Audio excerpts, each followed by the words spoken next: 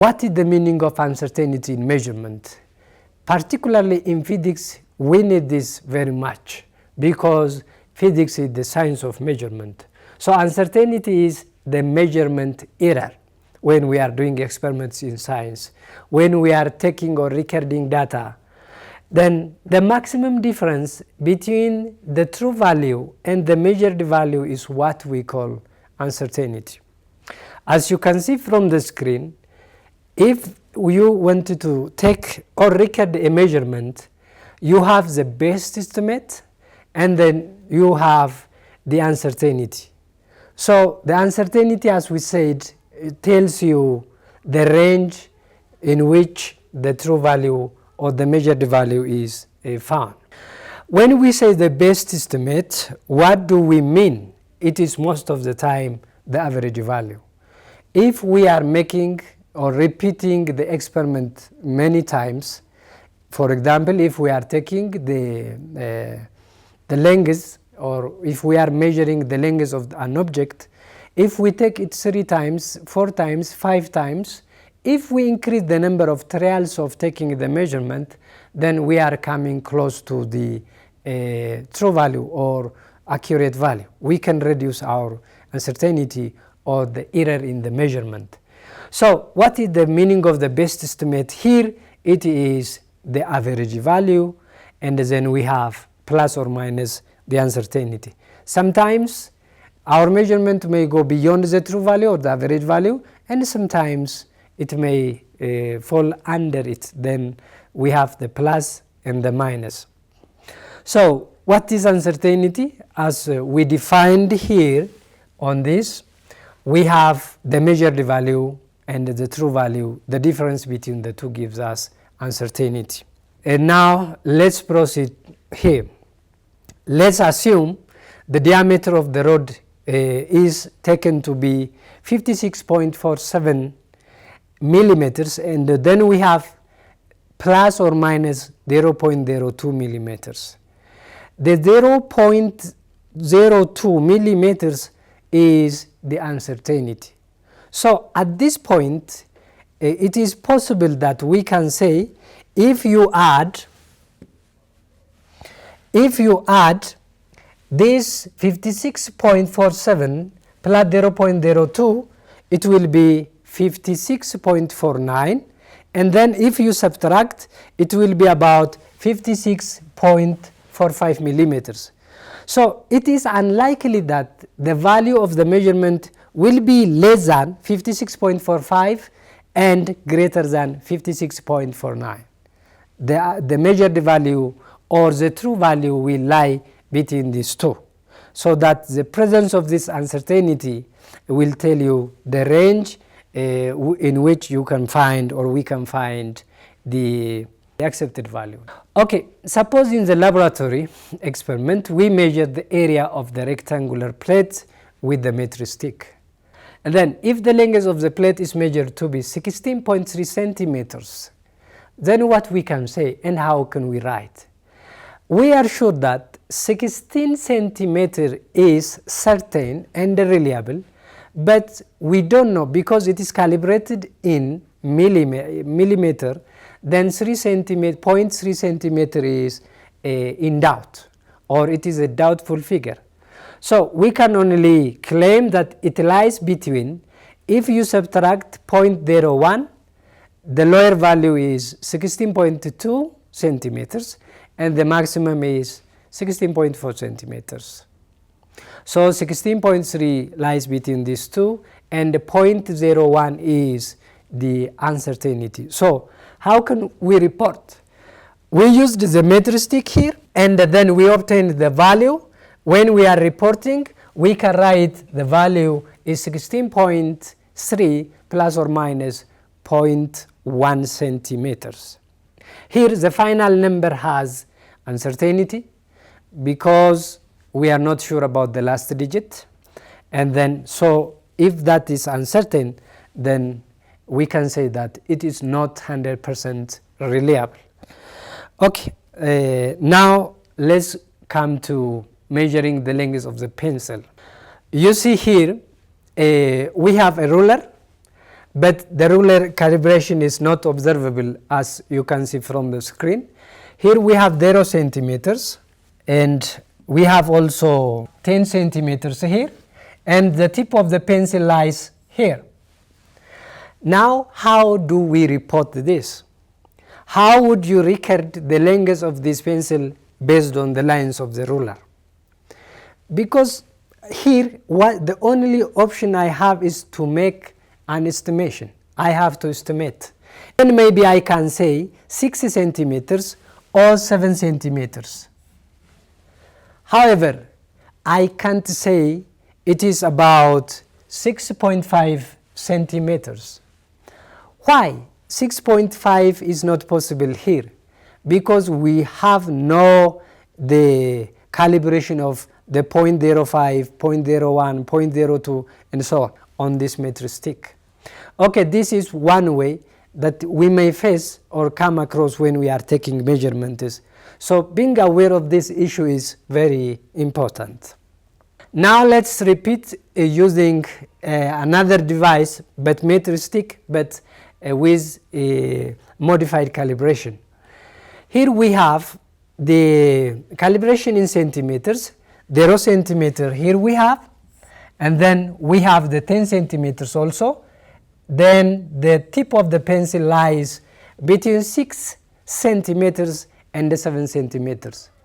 Now the second option is now more convenient to make an estimation, because I at least know that the length of this pencil lies between 6 centimeters and 7 centimeters.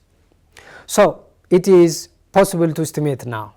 How could I estimate, and what I can say?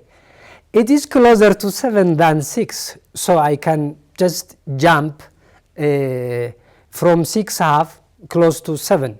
So I can say it is about 6.7 centimeters, or I can say, because I am making an estimation, 6.8 centimeters.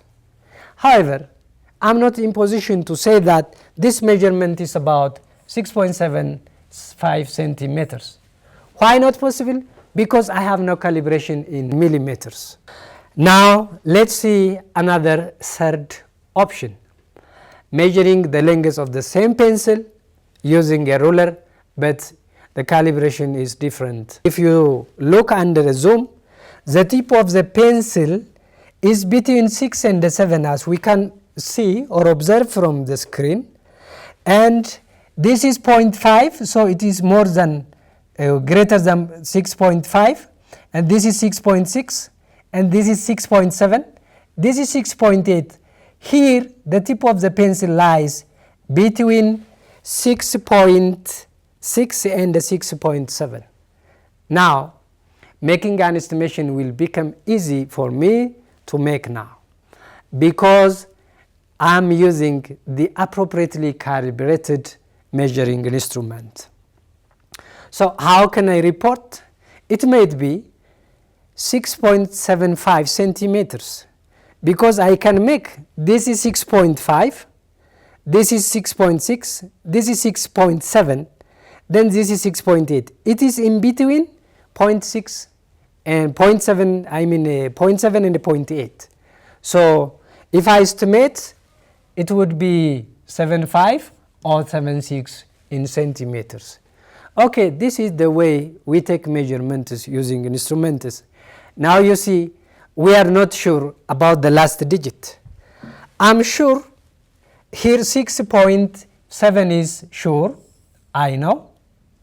Then 6.6, 7 is sure again. I don't know about the last digit.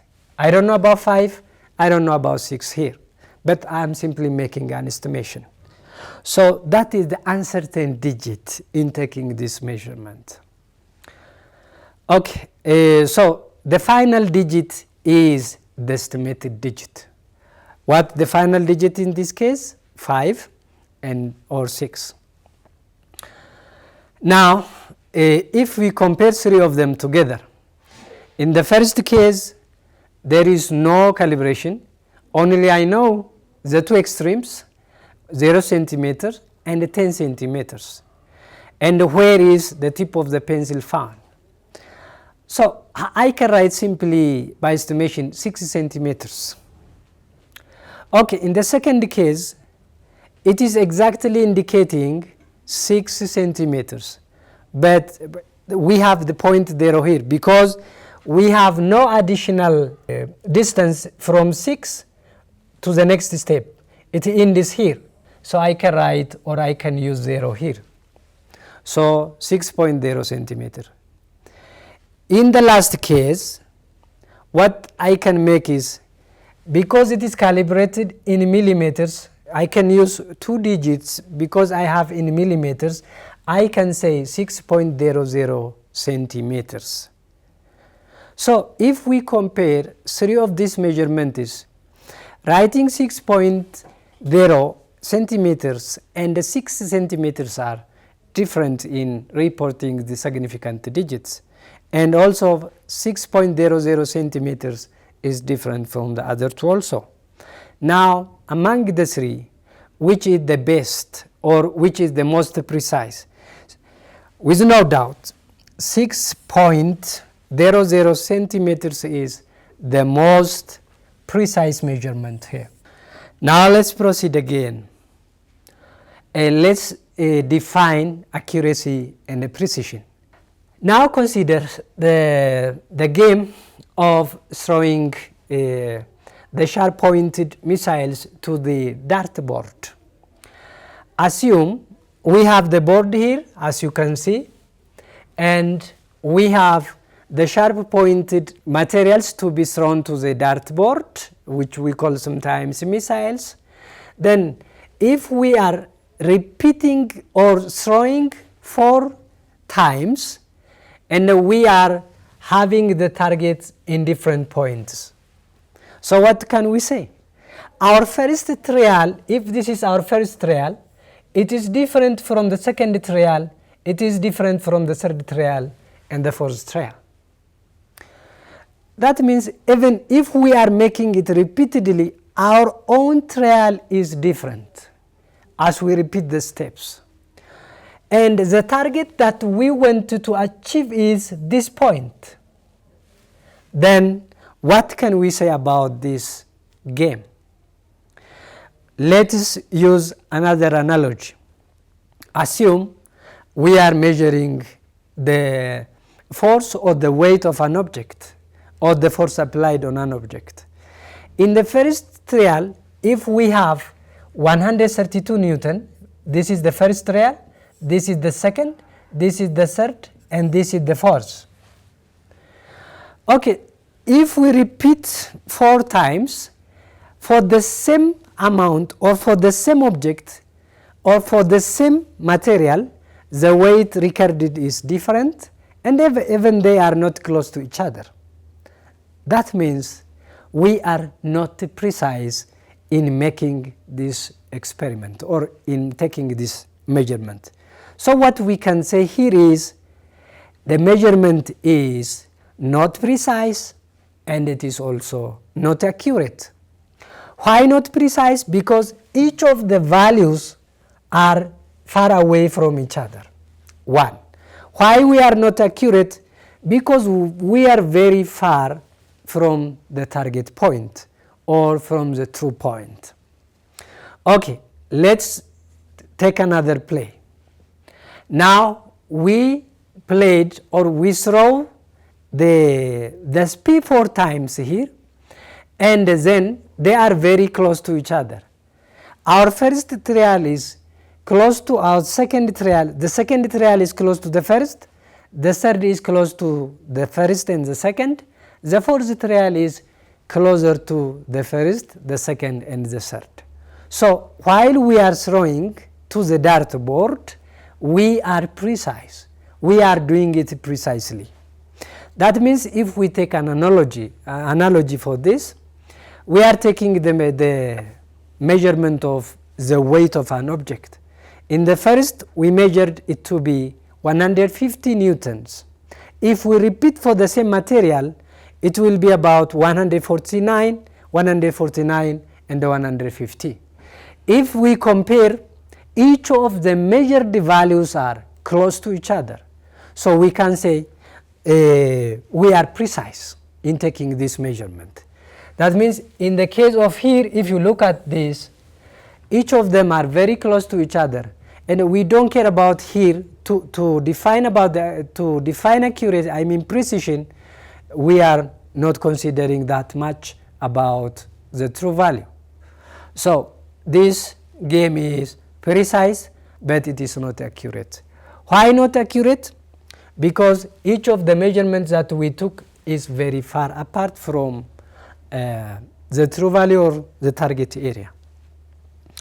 Let's say again, let's try the third game.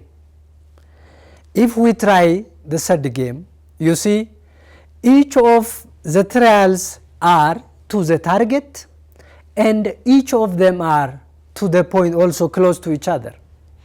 That means if we take, if we are recording the weight, the 4 of them are very close to each other.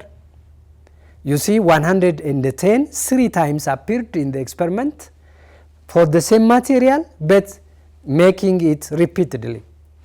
Then only one of them is 109 newtons. So what can we say about this measurement? If 110 is the true value for the weight of an object, and it appeared 3 times in 4 trials, that means we are highly accurate because we are closing to the true value. Even our repetitions are close to each other, so we are also precise. Hence, we can say that the measurement is precise as well as accurate. Now, we can define accuracy now. What is accuracy? It is the measure of how close the measured or the measurement is likely to the true value. If the measured value is close to the true value, in this case, if you consider 110 as a true value, each of the experiments are very close to the true value, and so we can say it is accurate. But what about precision? In this case, you can see it is precise. Each of the measurements are close to each other. 150, 149. They are close to each other, but they are far apart from the target or the true value. But it is precise, not accurate. So what is the meaning of precision here? Precision is the closeness of each measured value to each other. The closeness of 2 or more measurements to each other. Okay, now at this time, I hope we all can define accuracy and the precision in measurement. Okay, the next subtopic we are going to consider is the significant figures. What are significant figures? Significant figures, the number of digits in a measurement that contributes to the degree of accuracy of the value. It is telling us the degree of accuracy, but the material or the measuring instrument that we are using has a contribution in the accuracy, also in the precision.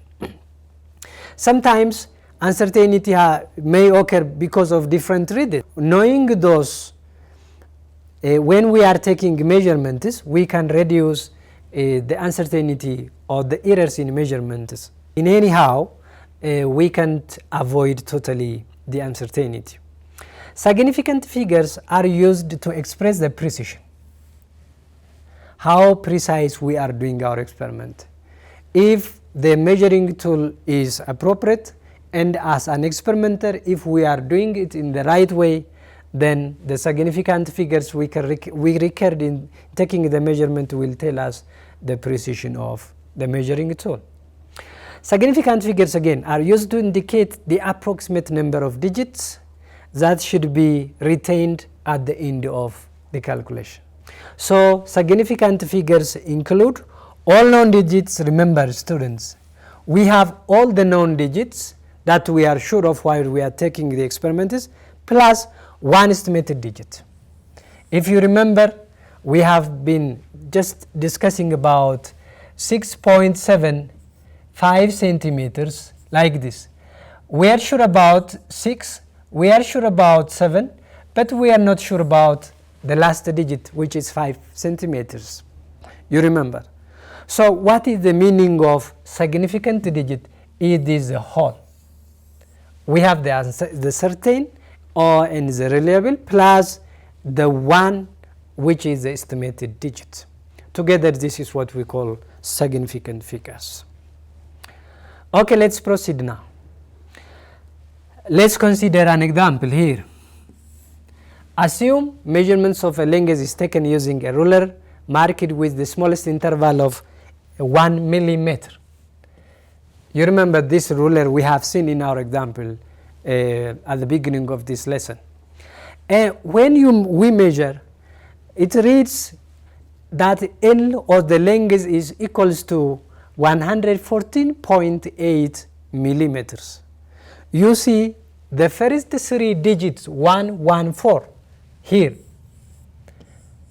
are certain, and they constitute what we call the significant figures. We have also the last digit 8 here, 114.8 millimeters. 8 is in doubt, or it is an estimated digit. It is uncertain.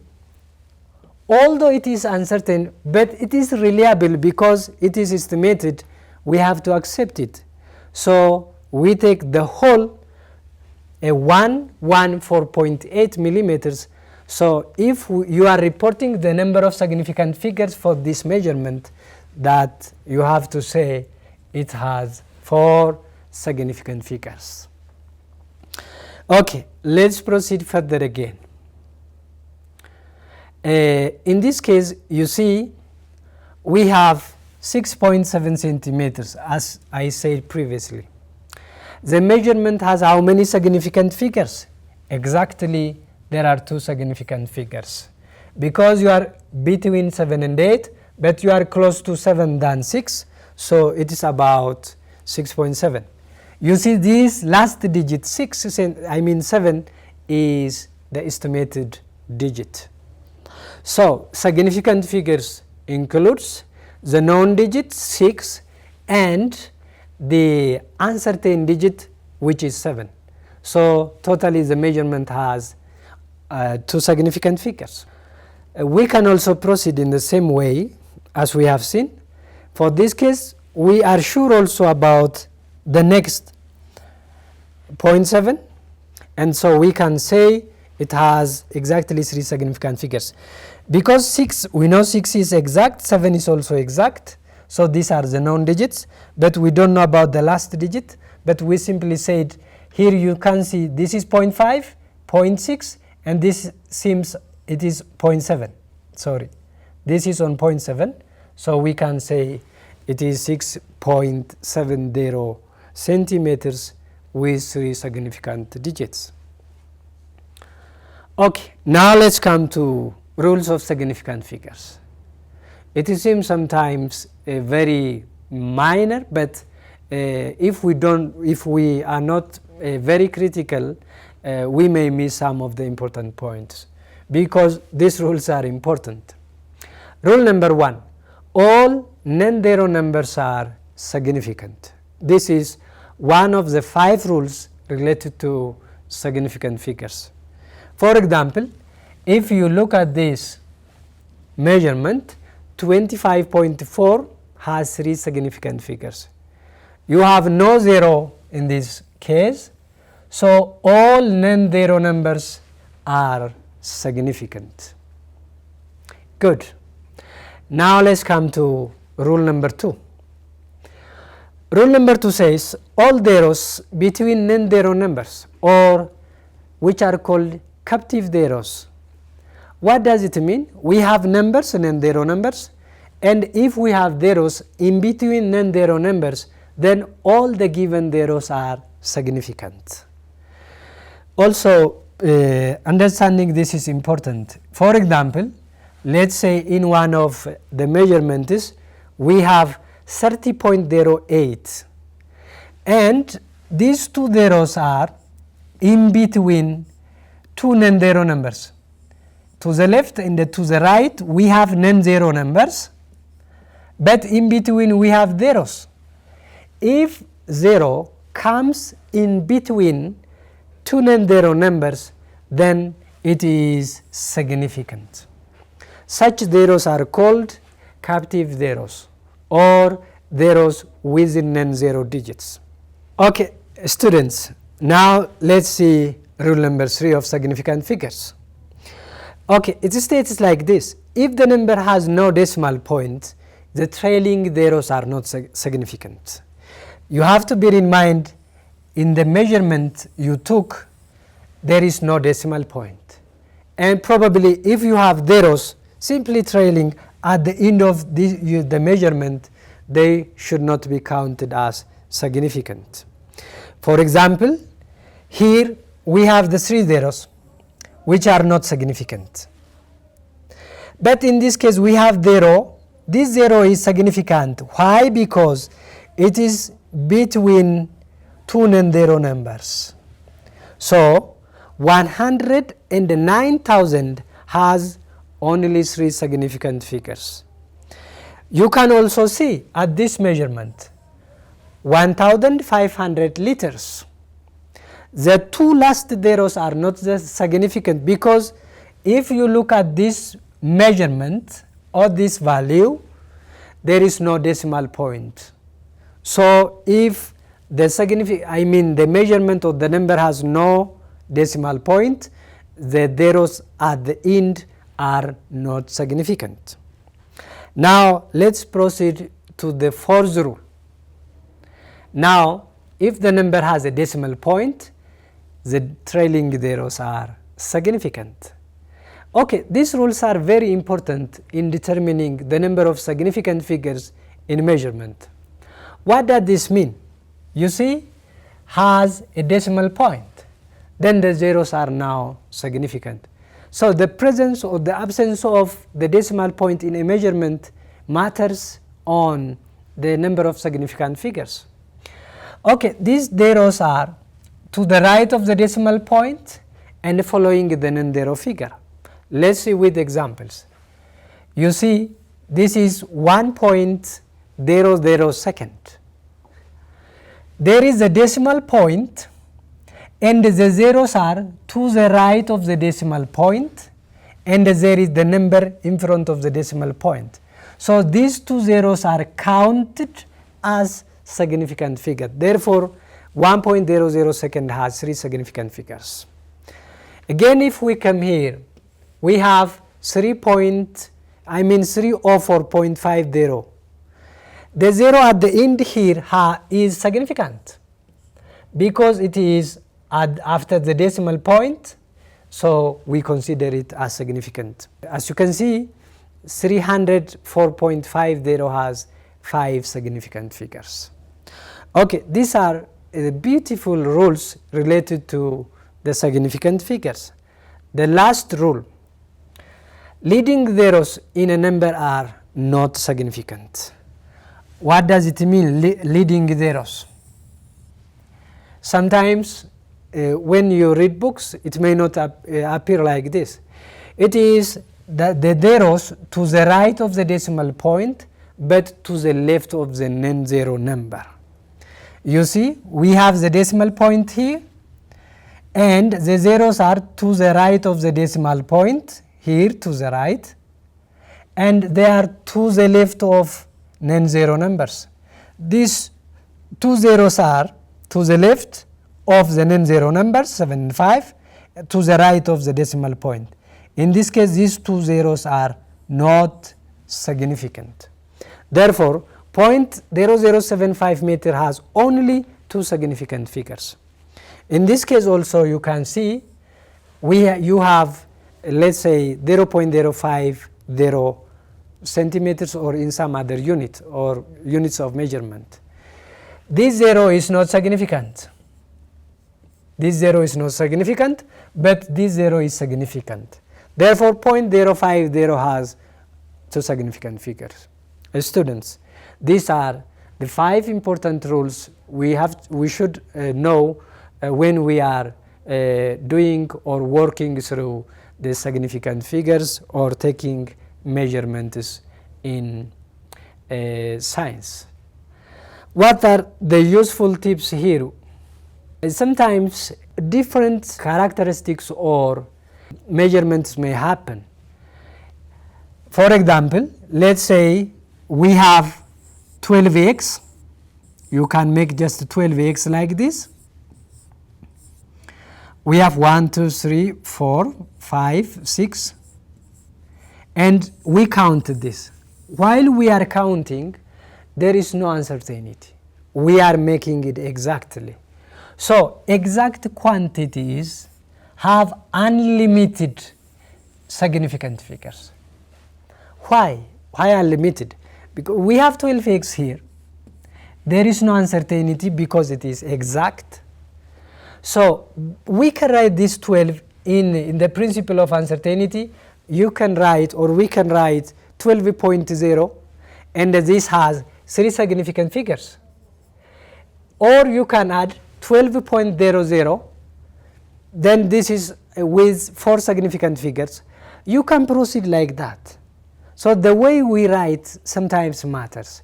So exact quantities have unlimited significant figures. Zeros at the end of the whole number may be significant. You see, you have 0 and it is at the end of whole number. We know the meaning of whole number. It may be significant. So the way the whole number written matters, that means. For example, assume we have measured this, 43,000. Depending upon the way we write, it might have 2, 3, 4, and 5 significant figures. For example, in what way? If we are simply observing, by one of the rules we have seen, if there is no decimal point in the measurement, the trailing zeros are not significant, we have said. So it only has 2 significant figures. This is one possibility. Okay, if we actually measured it, that means the exact quantity, we may try it in this sense. Put a decimal point at the end. We measured it, so we put the decimal point at the end. Remember, writing 300 like this and writing 300 like this has different meaning in reporting significant figures, because these are the trailing zeros and this only has 1 significant figure, but this has a decimal point at the end and we have nothing to expect after it, so this has 3 significant figures. In that way, if you put the decimal point at the end, that means your measurement is exact and the number of significant figures is just counting each of them. In this case, it has 5 significant figures. Okay, sometimes we may use, if it is exact, we can make a line above it like this. So in this case also we can say it has 5 significant figures. So understanding these points are important. In what way that this figure 43,000 has 3, 4 or other significant figures? Because the way of reporting significant figures of the significant figures of a measurement in such a way is not direct forward. So to avoid those inconveniences, it is better to use the scientific notation. So we can write in different ways. 43,000 means it can be written by using the scientific notation that we discussed in our previous lesson, 4.3 times 10 to the power of 4. In this case, we have 2 significant figures, 4 and 3. The same number can be written in different form with the same magnitude. We can add 0 at the end, because after the decimal point, if you add 0, that 0 is a significant. So 4.30 times 10 to the power of 4 has 3 significant figures, 4, 3 and 0. We can also add, if you add 2 zeros or 3 zeros at the end, the number of significant figures increases in this scientific notation representation. So the way we write matters sometimes. So these are the useful tips that we as a student should take note of it. Okay, to make it more clear, it is important to consider more examples. You see, by one of the rules we have considered, if we have a number 200, the number of significant figures is 1, because these two zeros are not significant. But you see, if I put a dot at the end of the number, like here represented, you see this dot, we have the decimal point, it has 3 significant figures. So putting the decimal point at the end and leaving it without the decimal point has different meaning in reporting significant figures. Okay, so these zeros, as you can see, are not significant, so the number of significant figures are represented here. In this case we have 1 0, and this 0 is in between 2 non-zero digits. Okay, here we have 1, which is non-zero, we have 8, and then 0 is in between 2 non-zero numbers. So it will be counted as the significant figure. Therefore we have 1, 2, 3, and 4 significant figures. In this case we have 6 and 2. The other remaining zeros are not significant. Okay, you can also see from the screen we have different examples. I hope those examples will avoid our ambiguity of writing or reporting the number of significant figures in measurements. Okay, you see here the number of significant figures, you can count 5. These two are significant because we have the number next, and also this is the significant figures, it is after the decimal point. So the number of significant figures are 5 for this measurement. Students, now let me turn the stage back to you for the activity. Okay, there is the table on the screen, as you can see. Now you are expected to determine the number of significant figures for each of them. Take 2 minutes and give the solution for this activity.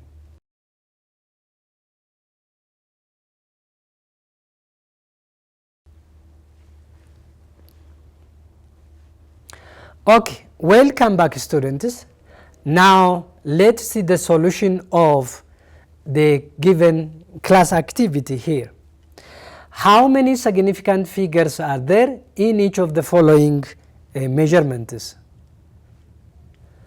Okay, we have seen this and we are very familiar. We have 21,000, the number of significant figures is 2, and these 2 zeros are not significant because they are to the right of the decimal point and to the left of the non-zero number. So we have only 2, these 2. In this case, to the right of the decimal point, it is counted to be significant. We have 2. Here we have 2 also, and we have 2 also here. You can see also for this, only these are significant, these 3 are significant, these 3 are significant, and these 2 are not. And in this case, these 3 of them are significant, and 3 of them are significant here, and so on. I hope now you are in position to tell the number of significant figures of any given measurement, including the special tips. You can see we have many zeros, but they are not counted as significant, only these digits are significant. But what will happen, students, if we place a dot at the end here? All of them are counted to be significant. Now I have an exercise for you. As we have seen in our previous lesson, this is the vernier caliper, which is used to measure the length of an object.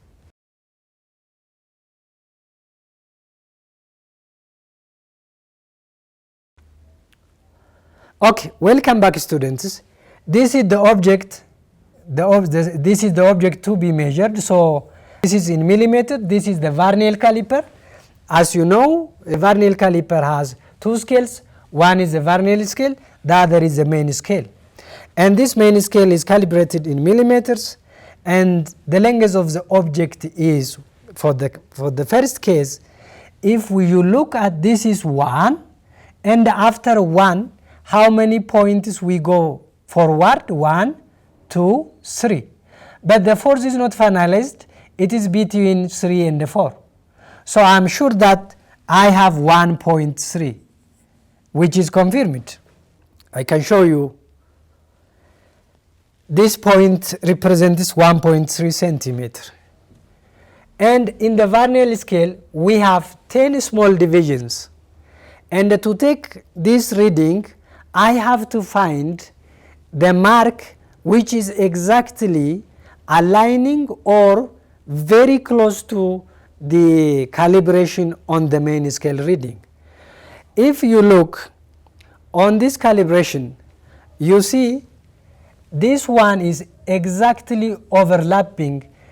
The Varnell scale calibration overlaps with the main scale on the material. And how much it is, or how many it is? If you count, this is 5 and this is 6. So this is 0.6 millimeter. If you convert it into centimeters, it will be 0.06 centimeter. Now we are on the step to add this together with this one, because this one is almost this much. So what is the answer? If we add together two of them, we obtain 1.3 centimeters plus 0.06 centimeters, which is 1.36 centimeters. So the answer is A, which is 1.36 centimeters. Students, if your answer is A, then you are correct. Okay, let's proceed again. We have two special rules when we are doing calculations using the significant figures. During addition or subtraction, we have one rule, one important rule, which holds true for either addition or subtraction. The significant figure in the result, that means in the result when we say it may be the sum or it may be the difference, is determined by the first digit to the right of the decimal point. Let's make this clear using examples. You see, don't forget, students, you have to look at the first digit, but not from the whole measurement, but to the right of the decimal point. When we are adding or subtracting, the final result should be guided by the first digit to the right of the decimal point term.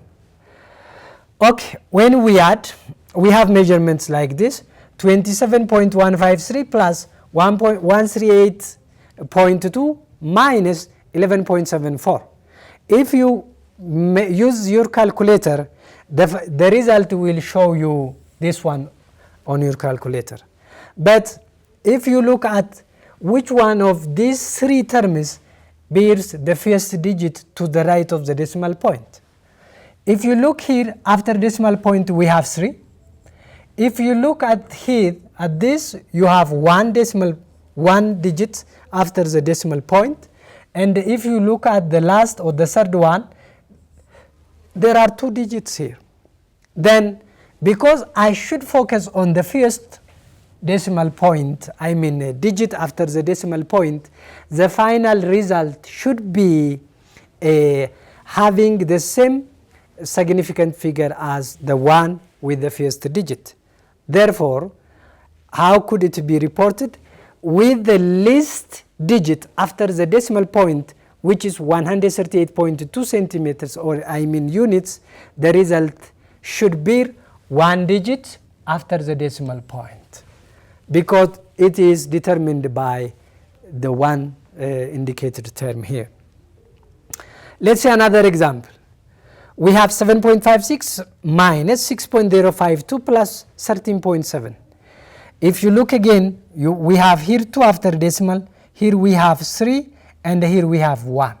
So I am sure you can answer the final measurement for this. You see, this is 1, 13.7 has 1 digit after the decimal point.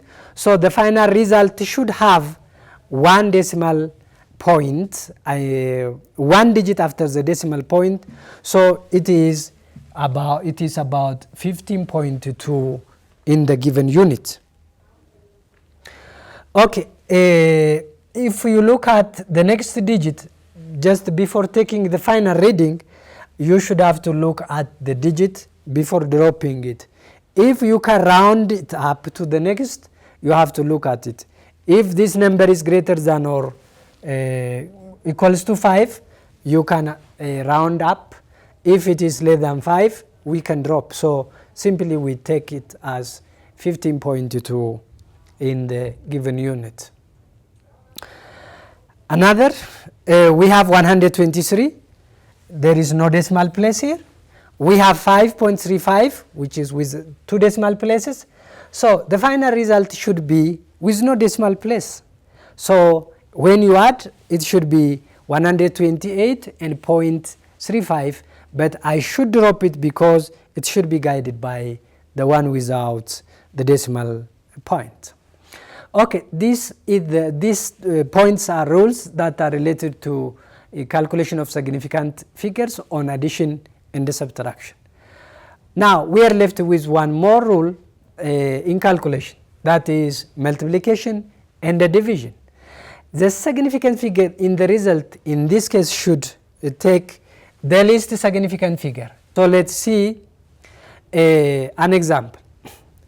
We have many significant digits here. When you directly use your calculator and multiply, the final expression that you can find is 5.4489558 times 10 to the power of 4. But what way should we report this measurement or reading? You see, students, the least digit is this one. This has 3 significant figures, but if you count this 1, 2, 3, 4, 5, 6. And then which one is the least? From 6 and from 3, this one is the lowest. So I should make in this sense. So the result should have 3 significant figures at the end. So when I'm making this, I should consider this.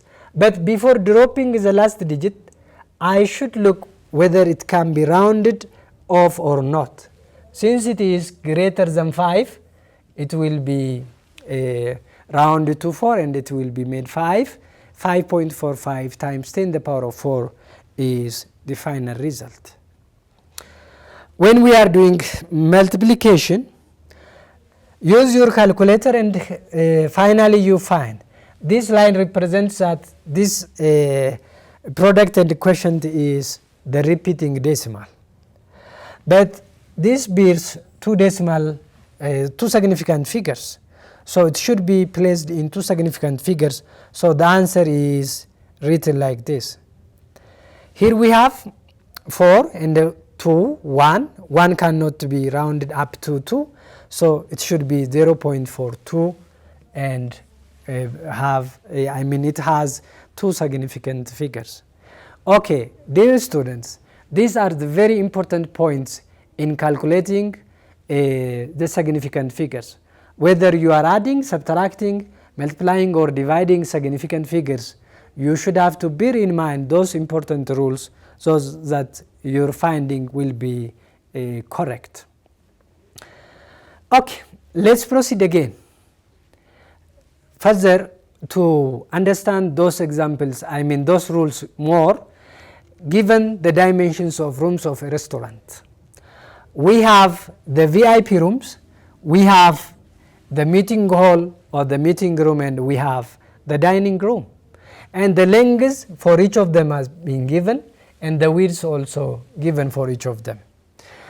Students, can you compute the area of each of the rooms?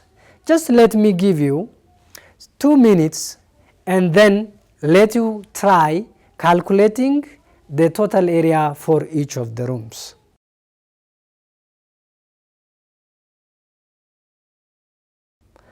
Okay, welcome back, students.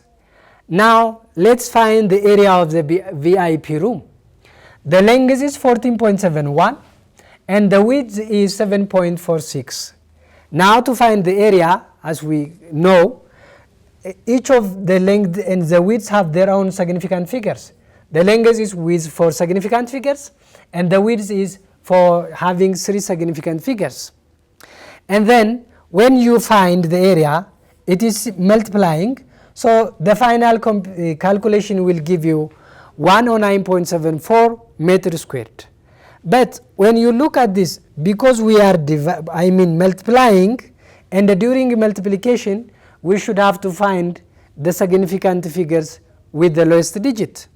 So from this we have 3 significant figures for this, and in this case we have 4, so the final answer should be in 3 significant figures. So I can write this can be approximated and this can be approximated. This is 110. So using the scientific notation, 1.10 times 10 to the power of 2 will be the final result that we should use in reporting the experiment. Okay, the second one is the area of the meeting hall. Still we are multiplying. The length and the width have 4 and 2 significant figures respectively, as you can see from the screen. Then if you multiply, the final result should be the one with the lowest significant figures. So we have 2 significant figures here. The direct calculation will give you 24.59 meters squared, but the final answer should be 2 significant figures. So by rounding up, it will be 25 meters squared. Okay, finally, with the same procedure, we can find the area of the dining room. We have 1 significant figure here, and in this case we have 3. When we multiply, the final answer should be in 1 significant figure or 1 significant digit. The direct calculation will give us 124.2 meters squared, but it should be in 1 significant digit. I should make this 100 meters squared because this cannot be rounded up to the next step. So 100 meters squared without having decimal point at the end has only 1 significant figure. Students, these are the way that we make different calculations in significant figures. If we follow the rules, they are very interesting and direct forward. When we are calculating the total area, we are following the addition principle. So the total area of the restaurant is adding all the 3 areas. We have those 3 areas, then finally it is 235. But when we are adding, we have to follow the one after the decimal point with the first decimal point. The least accurate number is 100 meters square. In this we have 100 and we have 25, and here we have 1.10 times 100. So the final answer should be 1 significant figure. Because 35 cannot go up because it is less than 50, the final answer is 2 times 10 to the power of 2 meters squared. These are the way we use the 4 mathematical operations when we are calculating the significant figures. Now let's finalize. What are the key concepts that we have seen? I'm sure that we have defined, or we can define by this time, what uncertainty is. And uncertainty is the measurement error. All measurements have uncertainty, and we can't find absolutely accurate measurements because there are different sources of errors. What is accuracy and what is precision? Accuracy is the closeness of the measurements to the true value, and the precision is the closeness of each of the measurements to each other. Significant figures are what? The significant figures are numbers which include all the known digits plus 1 estimated digit. And in measurements, the number and the calculations of significant figures have their own rules and different rules. Okay, by this, now we come to the end of our lesson today. Students, Thank you for your attention and the time, and goodbye.